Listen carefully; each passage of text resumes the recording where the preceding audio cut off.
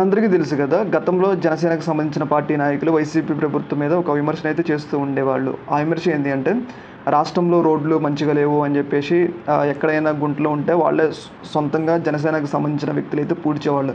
ఇప్పుడు పవన్ కళ్యాణ్ అధికారంలోకి వచ్చాడు కాబట్టి, ఆయన రోడ్ల మీదైతే రివ్యూ చేయడం జరుగుతుంది. ఎందుకంటే గతంలో అంటే వైసీపీ ప్రభుత్వం ఉంది కాబట్టి, విమర్శలు చేసినా చెల్లుబాటయినాయి. ఇప్పుడు ఎందుకంటే వాళ్ళ ప్రభుత్వం ఉంది కాబట్టి రోడ్లని మంచిగా చేయాలి. ఎందుకంటే వాళ్ళు ప్రధానంగా చేసిన ఒకే ఒక్క విమర్శ ఏందంటే, ఏపీ వస్తే రోడ్లు మంచిగుండవు, వేరే రాష్ట్రాలు వెళ్తే రోడ్లు మంచిగుంటాయని చెప్పేసి ఒక విమర్శనైతే ఎప్పుడు చేస్తూ ఉండేవాళ్ళు వాళ్ళు. ఇప్పుడు ప్రభుత్వం వచ్చింది టీడీపీకి సంబంధించిన, జనసేనకి సంబంధించిన ప్రభుత్వమే కాబట్టి ఇప్పుడు కూడా రోడ్ల మీద ప్రజలు అట్లనే విమర్శలు చేస్తారని చెప్పేసి పవన్ కళ్యాణ్ రోడ్ల యొక్క బాగుకు, గ్రామీణ ప్రాంతాల్లో రోడ్ల యొక్క మంచికి అంటే రోడ్లని ఎలా డెవలప్ చేయాలి, ఏ విధంగా తక్కువ ఖర్చుతో రోడ్లని ఎలా డెవలప్ చేయాలని చెప్పేసి అధికారులతో అయితే రివ్యూ మీటింగ్ అయితే పెట్టడం జరిగింది.